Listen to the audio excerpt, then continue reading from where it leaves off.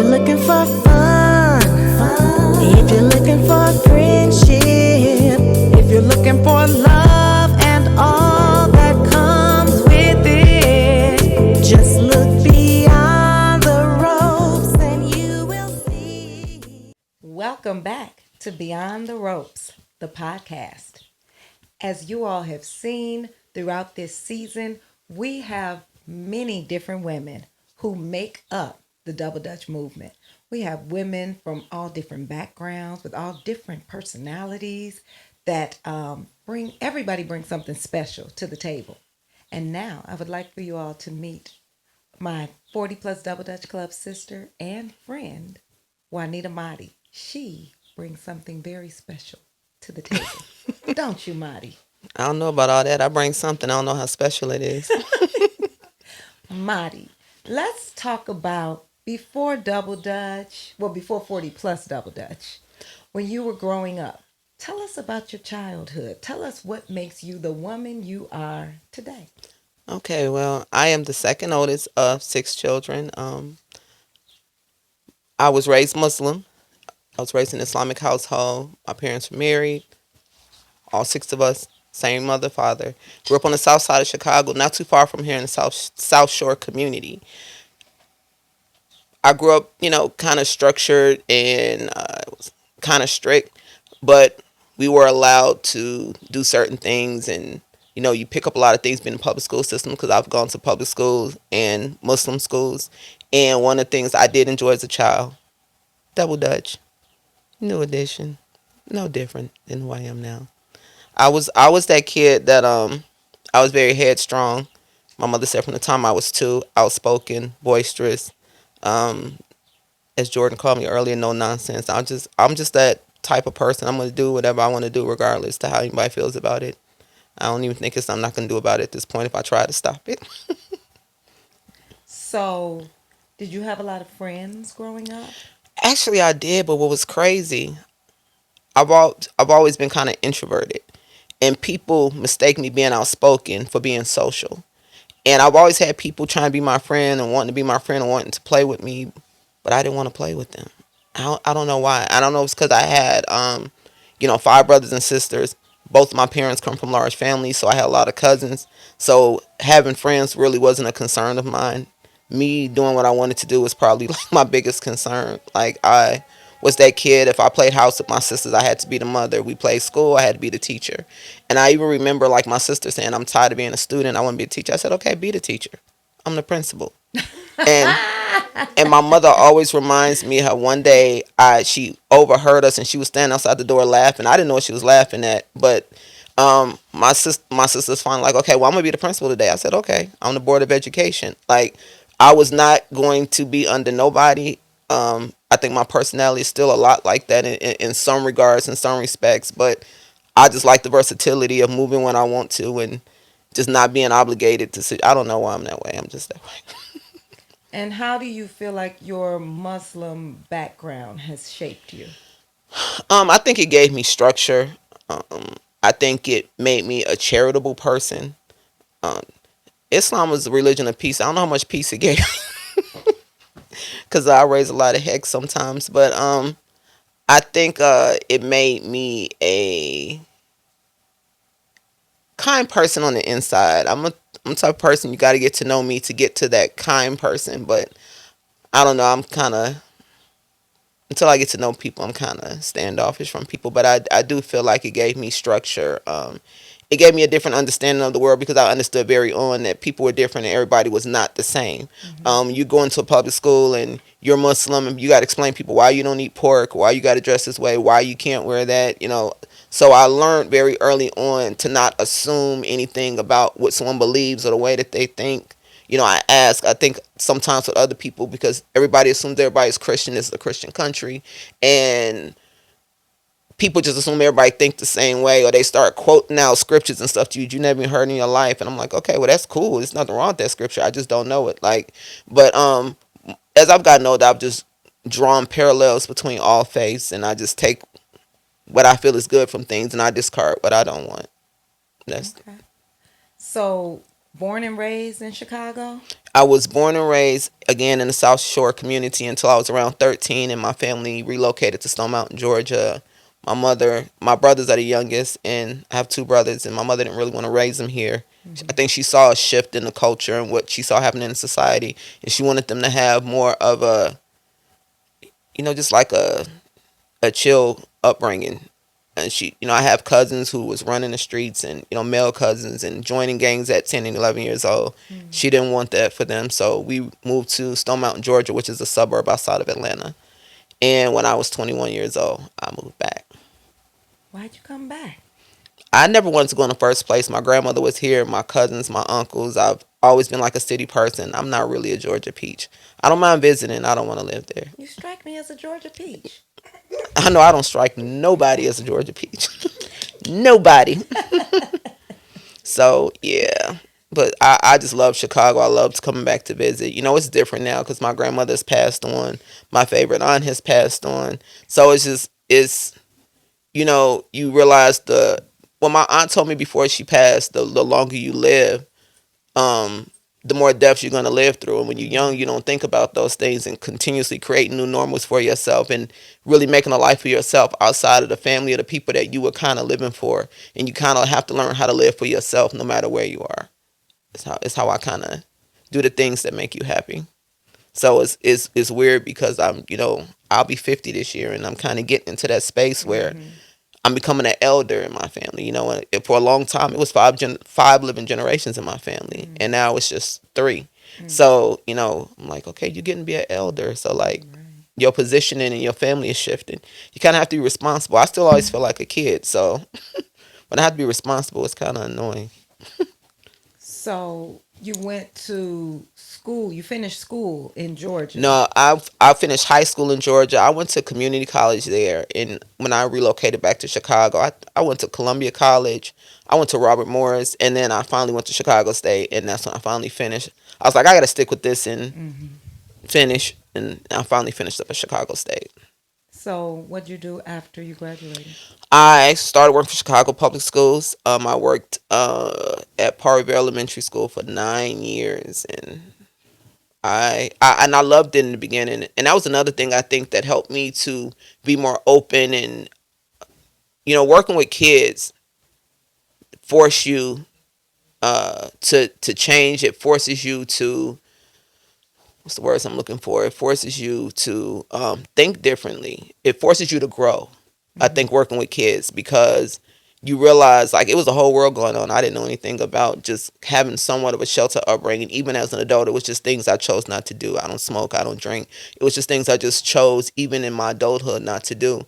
And working where I worked, in the area that I worked in, which is like a low income area, you deal with all different things that you've never even been exposed to, even dealing with children at a young age. And so it changed me a lot. It made me be more open, more understanding, less judgmental of people in their situations, and trying to figure out why people are the way that they are instead of judging them being the way that they are. I think that was important. So it sounds like you enjoy being around children and young people. I do. I'm a mother, and I also think being the second oldest, I had a lot of responsibility under me. I have a lot of younger cousins, so I was just always taught, you take care of your family, you take care of your community. I think when you start with kids when they're young, you get to help shape how they see the world, which I think is important. And I'm a mother. I have a 25-year-old. She'll be 26 in August. And I raised my cousin's two children. My godson lived with me 1 year. And it's a lot, taking on that responsibility, even like working with kids, being a teacher, being an educator. I'm 300 kids' parents. I'm in school because 8 hours a day. I always tell people, we know your kids better than you do, because they're more free to be themselves when they're at school. A lot. I said I was never gonna be that parent. I know my child didn't, because I see how kids switching on and off. When they get into other spaces. I think, again, kids, they are real with you. They are blunt with you. Like, they force you to grow because they're gonna tell you how they feel about you. I mean, I walk in class, Miss Marty, what you do to your hair? Um, what you got on? Like, where you going? Like, they are just so raw and blunt. But I have more of a blunt personality. I'm more of an upfront personality, so I appreciate it. I don't always agree what they have to say. I don't always care what they have to say, but they're gonna tell you. Mm-hmm. And I think it made me be less sensitive about certain things because you just can't. But I love kids because I love watching them learn new things and explore new things, and I just like being around people that are going to be honest with you about who you are. Even things that it forces you, like I said, to grow. And I think that's very important. Growth is important. So I see a lot of the things you post on your Facebook page about your students, Hmm. and it seems like they really look up to you, and they're able to get something from you that maybe they can't get from their parents. Yeah, I think being a teacher has made me be a better parent because when I'm talking to my kids and I'm learning things and they're explaining things to me, I can go home and say, "Well, Brianna, are you experiencing this? Did this happen to you?" And she'd be like, "No, I know about that, but I'm not doing it." I'm like, "Are you sure?" Because again, I never wanted to be that naive parent that would say my kid would or wouldn't do Mm-hmm. something. Um, I live for my kids. I don't know. I say it all the time at work. When adults and my coworkers are going through things, I'm like, that's sad, but I'm here for these kids. Like that's always my priority. That they're having the best high school experience. That they are getting what they need. That I'm being real with them. How the world is. Outside Mm-hmm. of these four walls. I always love the stories. My students come back like, Miss Marty, you was right. I mean, they might get through one semester of college next year. Like college is hard. You right. Nobody's gonna hold your hand and do this. And like you have to grow up. And so like I have to do the hard stuff with them. Sometimes they get mad at me. I say that's all right. Sometimes my daughter don't like me, and I'm okay with that too. So if I don't get my daughter to like me, I don't care if y'all like me. Y'all will be all right. I was upstairs in your house earlier, and one of my kids called me. I'm like, why are you calling me in the middle of school? Like I thought when I told them I was going to be out for 2 days, they're like, yes, a break from Miss Marty. Where are you going? Why are you taking a day off? I ain't gonna tell you what they. Well, I'll tell you what they said. They said she must be going on vacation with her man because Miss Marty don't take off work. My kids are crazy. They will say Mm-hmm. anything. They know that I'm passionate about what I do, and I really don't take off work. Unless it is necessary. So, um, I just want them to show when you do something, you stick with it and you see it through, and unless it's hurting you, and then teaching them how to have a voice, but how to do it respectfully. I always tell them you have a right to advocate for yourself. Mm-hmm. Just do it respectfully. Do it in a way so that you get the result that you're looking for. So yeah, I enjoy kids. I think they're a lot more honest and forthcoming sometimes than adults can be. I don't really care for passive aggressive personalities. Mm-hmm. So you know. So, Mhm. speaking of adults, Mhm. I know that some people have issues with forming new relationships with adults. And I do believe that you might be one of those people. So let's talk a little bit about that next. Yeah, so yeah, it's not that I have a hard time forming relationships with adults. I'm a very observant person. I just watch people and I'm like, yeah, my personality and that personality is not gonna mesh well. And again, because I have so many siblings and cousins and family that is not blood, but our parents might have grown up together, so we consider each other cousins. So I'm like, no new people. Like I'm like I'm good. So it's always interesting when I get to meet other adults and actually click with them. You just never know if something is for you. I do feel like, you know, joining the 40 plus double Dutch club is different from my personality because you hear it all the time, and you've talked about how they say women can't get along. It's not that I can't. For me, I just choose not to put myself in situations that I think are going to cause me stress or, you know, dealing with people and all their issues and neediness. I'm not a needy person. Like I'm a very independent person. I've always kind of been that way. So, um, when I actually joined and started to like it, it was interesting for me. It took a minute. I was like, I was kind of looking at y'all like this, for a couple months. Like I don't know about these people, but But she kept coming back. yeah, I got to tell y'all how I got jumped in to the 40 plus doubles club. It wasn't really of my own free will. So, my friend Tania Muhammad, we've known each other a long time, and she was a brand ambassador, I guess, at one point. And in 2019, she kept calling me, "Oh, Juanita, you should join the 40 plus doubles club." I'm like, okay. Um, And she kept calling me, did you join? Because you should really know. I think you would like it based on your personality. I said, based on my personality? You think I'm going to like that? And I do like double dutch, but I was like, oh, dealing with all them people. I don't know why. And so she kept calling me. I was like, okay. She kept sending me the link. So I went on the page. I'm like, okay. Like, I don't understand what's happening. Like, I'm looking at these people. I don't understand what I'm supposed to do. I'm joining it, but I didn't understand how the page worked. How do you go jump? So I was just like, okay, well, I joined it. And then when the time rolled around, and she was just kind of like, well, I think you were on hiatus or whatever. And it was winter, so nobody, you weren't jumping anywhere. And I'm like, okay, I still don't understand what she want me to do. I see the little double dutch video where they throwing the rope to each other and drinking their coffee and whatever. I'm like, okay. That was during the pandemic. I was like, we couldn't get together. I was like, okay, what does this group do? Because I don't understand. So the next thing I know, my friend Chantel is reaching out to me. Remember that she came to my school a couple weeks ago, and she was like, you should join the 40 plus double dutch club. I'm like, what is it with this dog? What is supposed to be such a big deal about this group? So then she told me to join. I'm like, I'm already in this group. She's like, you should come out. I'm like, okay. And again, I was just in the group. Like, we have 40,000 lurkers on the page. I was just a lurker. Like, I was just in the group, but I wasn't going to any meetups. And so when the weather started to break during the pandemic, me and my cousin Keisha was like, we can't sit in the house. We got out and started. Oh, before that even happened, It's all coming back to Pam and I were both in a group called Deactivating Fat. Now, why Pam was in that group, I have no idea. She got putting up pictures. I'm gonna be 50 this year. I'm gonna be this. I'm like, why the hell is she? I had some fat to deactivate. I'm like, why is she in this group? Like, because I had some real fat. I could show you some fat and stretch marks. So I was like, I don't know why she in this group posting up every day.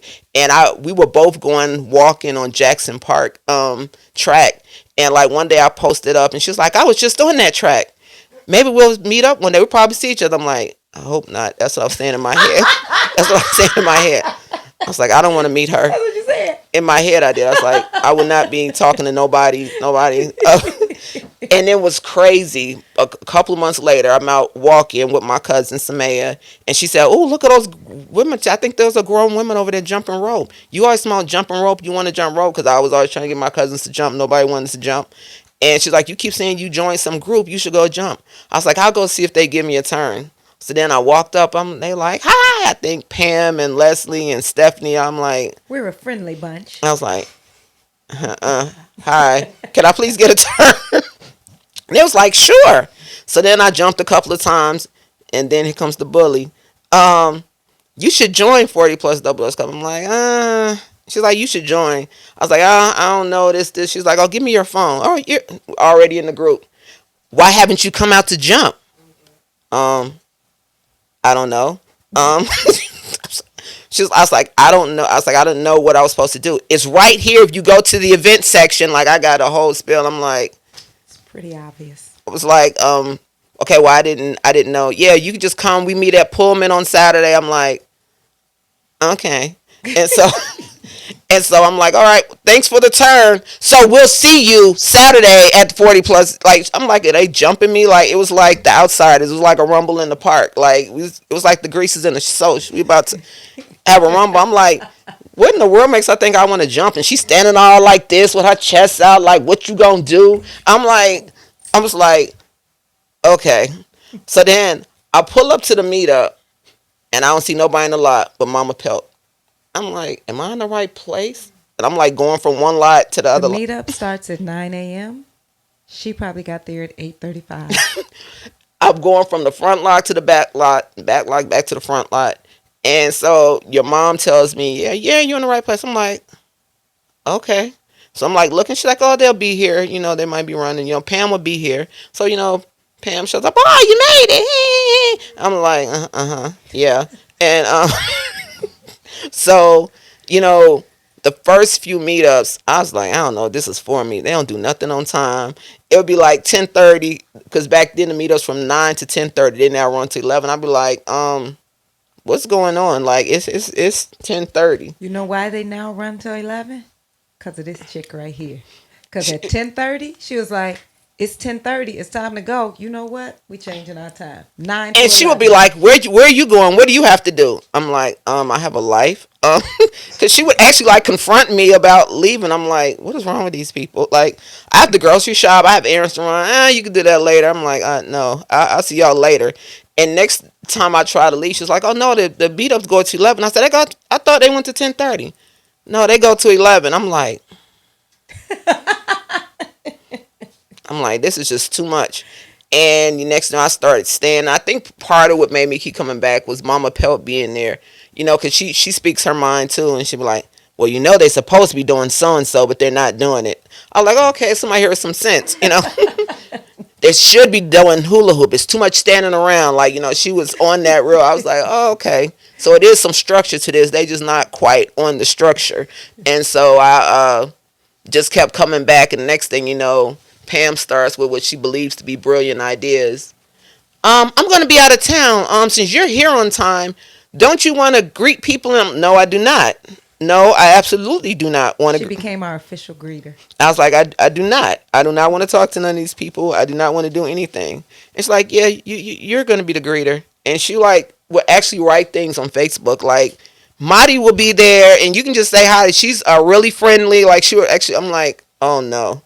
And so I'm forced to like be nice to people I don't even want to talk to. And hi, how are you? Oh, I'm not even a hugger. And I always laugh. Everybody talks about Katrina gives good hugs. I'll be like, that chick hugs people too long. Like, I'm like, why the hug so passionate? Like, I know you like to act like you didn't really want to be bothered with us and act like you weren't enjoying all of the friendship, fitness, fun, and fellowship. But we got receipts, Marty. We got people like Miss Sharon, who's 71 years old, who said she drove out an hour from Oswego, Illinois to come to our Pullman meetup. And she said the first person that greeted me was Marty. And Marty is the reason I kept driving out to Pullman because she would just make sure that I was okay. She was loving on me. I was like, Marty, who? And she said, oh, yeah, I just respect my Marty. elders. That's all. No, Marty, I feel like 40 Plus Double Dutch Club has changed something in you. It's Because brought out something in because you. some of these women are like kids. They like love me, hug me. And so it's like now I have nicknames. I have my little lollipop crew, Okila, Yvette, Short people. yeah, Pat, little short midgets running around there. Like now it's like I have these little connections with people, and you do look forward to seeing people. It's a story I'm going to bring up, and I was never going to talk about it publicly, Uh-oh. but I'm going to bring it up, and this was what really, even though I was in, but that's when I felt like, okay, I could be all in at this point. The friendships are genuine. People actually care about the relationships. Last year, I hurt my ankle, and so we did like the women's expo, and I was like sitting at the table the entire time because I couldn't really walk around. My ankle was swollen, and I was kind of like left at the table where they're watching people's coats and whatever else. And at some point, I was just like, I'm ready to go. And I rode with your mother, which I always say is a mistake anytime I get in the car with her because you don't know. I'm staying to the end. Yeah, you might drive to Mexico. She'd be like, come on, this is a good idea. So at some point, I was ready to go home, and Elder Barge was performing, and they just all just ran off and left me at the table. I was ready to go. I was just aggravated. And they were all trying to talk to me. I was like, I ain't talking to none of them. I was like, forget all of them. I'm sick of this. Forget Double Dutch. I was like, I'm done. Even like I went to get in my car, my daughter picked me up. They were standing outside. I'm stone faced like this. I ain't talking to none of them. I'm just looking at them like they don't stop talking to me. And they was like, okay, we'll just talk to you later. And Satep was like, no, just come on. Everybody different. Everybody needs time. And so I just went home. I'm like, I'm quitting Double Dutch. They make me sick. And next thing I know, they put Niecy on the phone to call me. Hey, Marty, because they knew I would answer the phone for Niecy.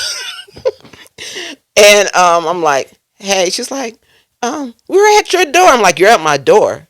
And she was just like, yeah, we're at your door. I'm just like, ugh. Because I want to be mad. I'm the type of person I'm mad. I want to be mad in that moment. I want to carry the moment through. I get mad, but I'm done. But I just like to have my moment of being mad. So then I went downstairs, and Katrina, Pam, Linda Lotson, and Niecy are on my porch.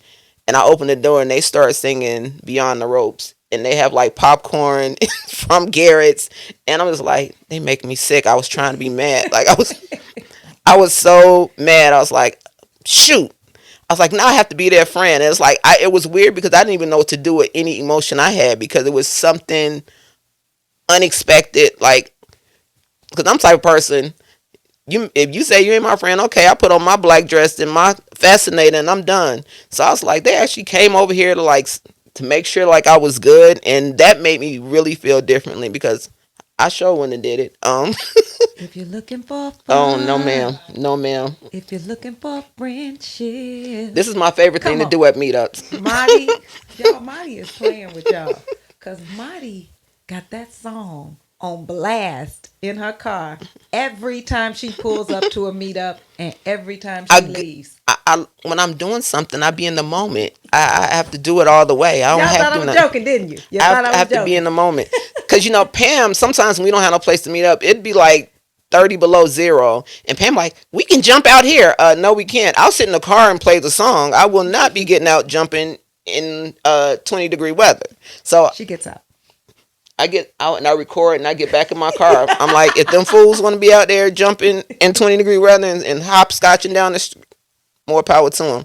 So, yeah. Marty tries so hard to be hard, but she's so soft. Marty buys birthday presents for everybody, takes people out to dinner, takes people to concerts. She's ruining my reputation. Takes some people to concerts for their birthdays. Marty Pam is that friend who is going to make sure that she's thinking about you, especially on your birthday, or any special occasion. Or you could be like Pam and find out that I have front row seats at a New Edition concert and make your way to the front and take over. We're going today. It's a concert. I will not be answering my phone. I pay for my seats early, and I got front row. And, they think they going to come over. I'm not answering my phone. Me and Katrina will be sitting on Marty's lap at the concert. We're very excited. We cannot wait. We are counting down the hours. And guess what? So is she. So Marty is a prime example of someone who has gone beyond the ropes. Her whole personality has really blossomed through this movement. She don't even always jump.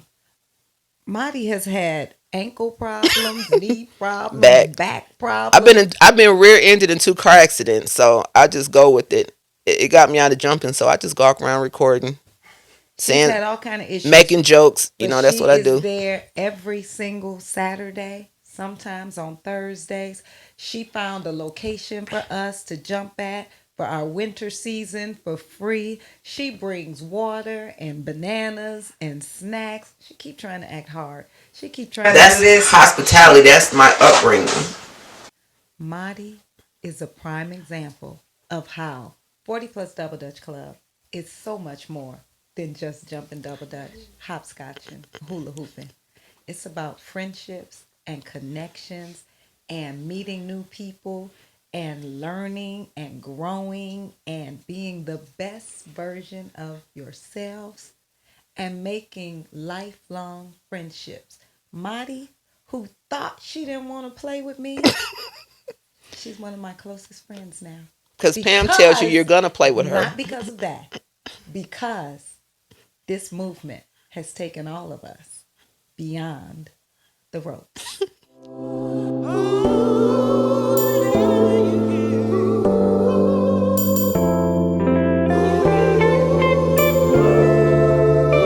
If you're looking for fun, if you're looking for friendship, if you're looking for love,